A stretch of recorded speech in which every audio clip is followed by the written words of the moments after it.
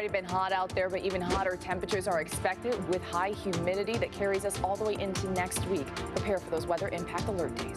SeaWorld is getting ready to welcome some new guests. I have more on when some recently rescued beluga whales will be in San Diego. The wreckage of a Pan Am flight that crashed 74 years ago has finally been discovered. Hear from one of the searchers and his San Diego connection. It is preview night for the San Diego Comic-Con. We are bringing you inside, giving you an inside look.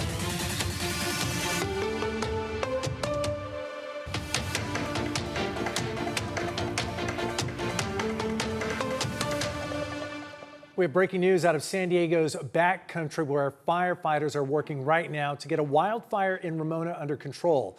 New video into our newsroom within the last 30 minutes is giving us a better idea of just how close flames got to homes. Good evening and thank you for joining us. I'm Carlo Cicchetto. I'm Marcella Lee. The so-called Creelman fire broke out a little before 3 o'clock this afternoon, forcing several evacuations in that area. And this comes as the county sees a dramatic warm-up in temperatures. We'll have more on that from Chief Meteorologist Carlene Chavis. We begin tonight with News 8's Sean Stiles, who's been on the scene since the fire started. Sean, what do things look like out there right now? Well, Carlo, it couldn't have turned out more better as we have the fire basically out over my shoulder here. This is the east slope of Spangler Peak. Now, the fire broke out right around 2:15 over in the Ramona side of Spangler Peak along Creelman and Keys Road. The fire quickly spread into dry brush, and as it did so, raced up over the top. Now, we still have an active situation out here currently as CAL FIRE along with San Diego County Fire and San Diego Sheriffs continue to do air drops. But as we look to your left here, I want to show you how close this fire came to homes here. Now, you're looking at the home of Lauren Crumwoody there, but joining me now is Steve Cameron, and the video you're going to see is shot by Lauren, but this is Steve Cameron. He is an active firefighter.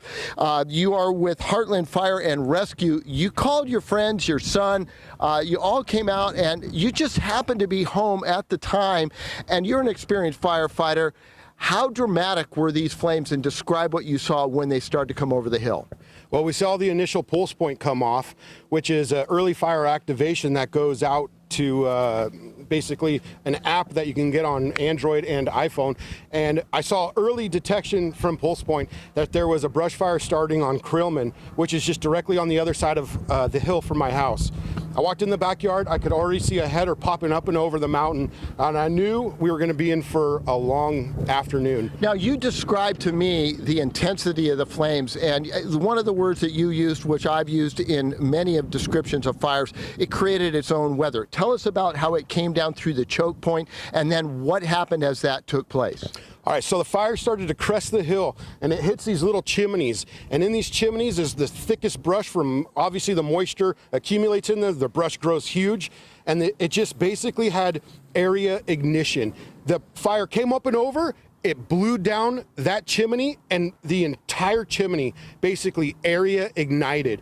And then it spotted about 100 feet away from that chimney into the second chimney, and it just sucked that fire in, and then it spotted again into the chimney that kind of runs below my house.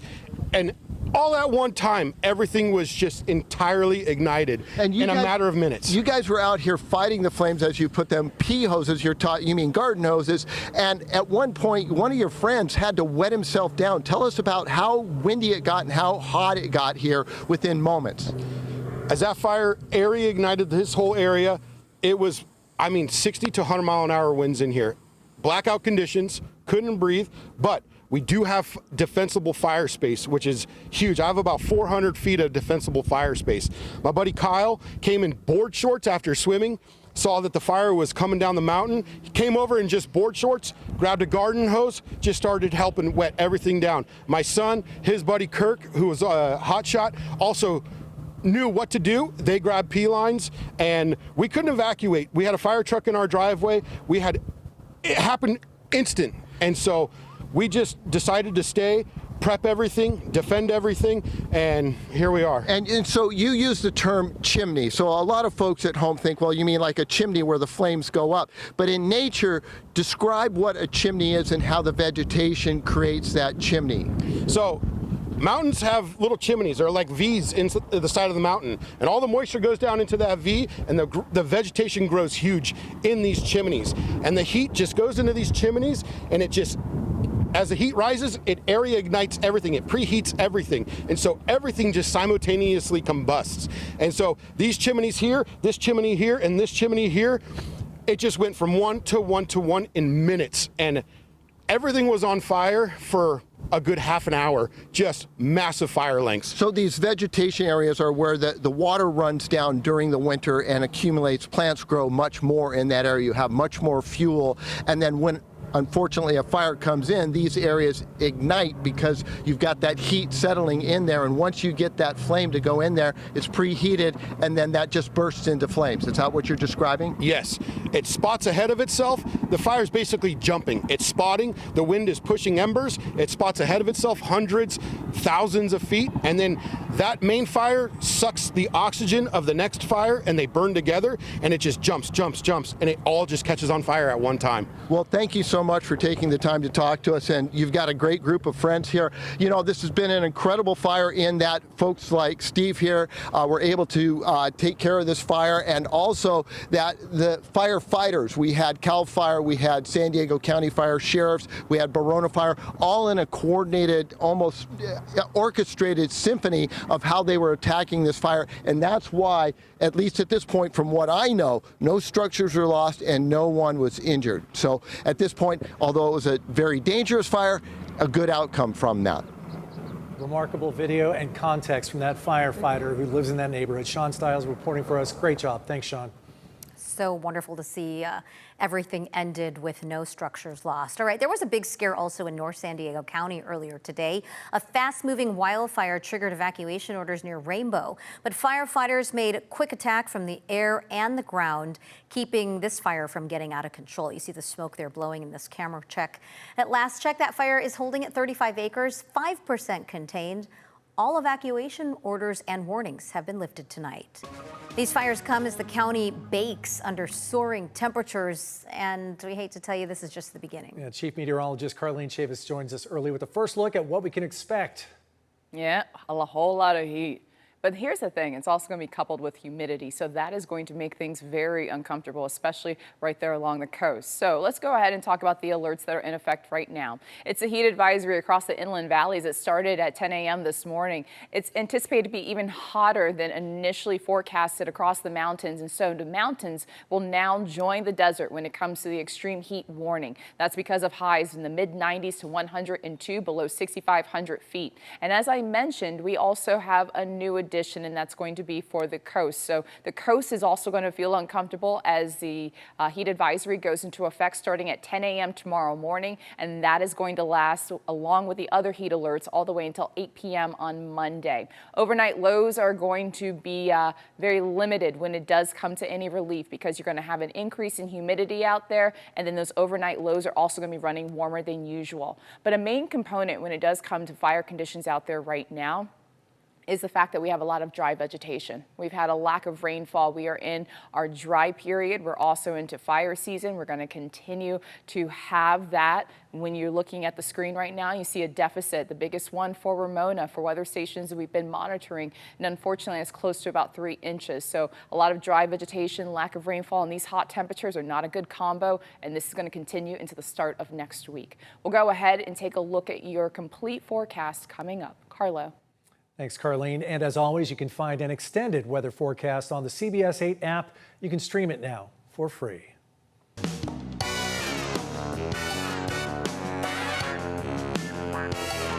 I'm thrilled to announce that we have reached an agreement to keep Comic-Con right here in San Diego through the year 2030.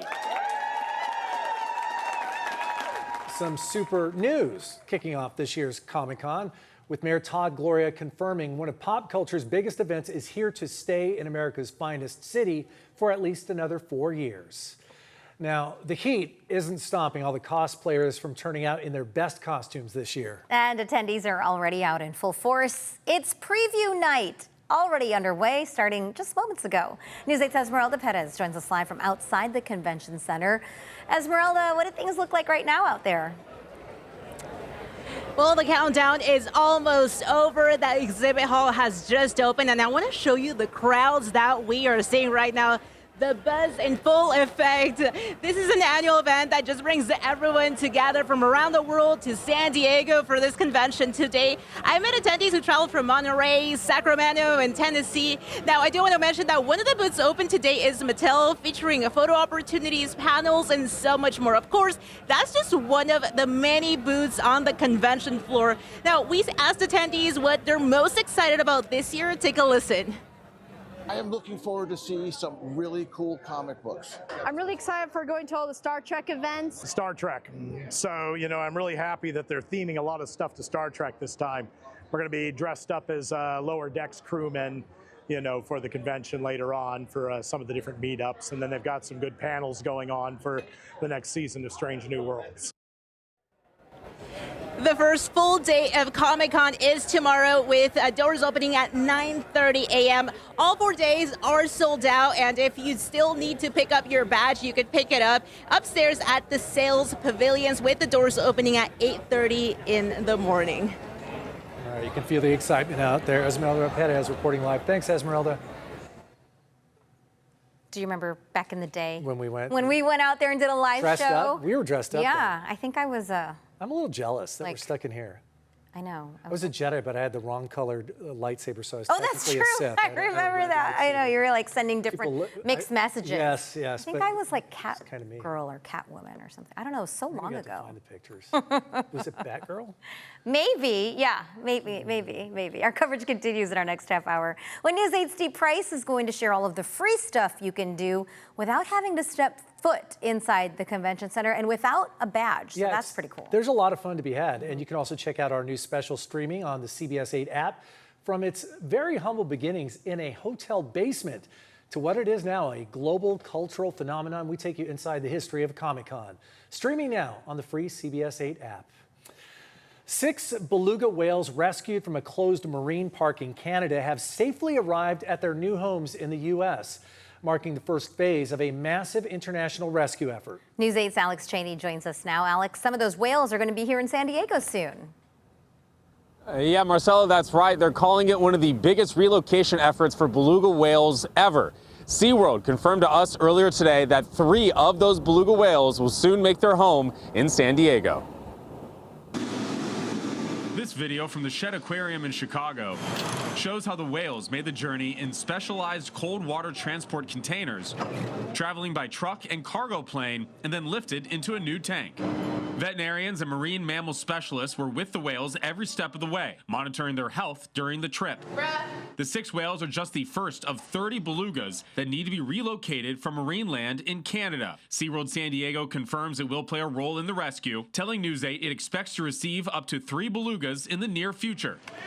Other participating facilities include Georgia Aquarium. Beautiful. Experts say the whales are moved in small groups based on their existing social bonds, helping reduce stress during the long journey. For now, caretakers are closely watching for signs the belugas are adjusting, including eating, exploring, and socializing, before future transports move forward.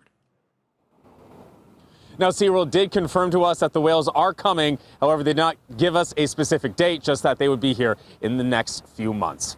Reporting live, I'm Alex Cheney. Back over to you.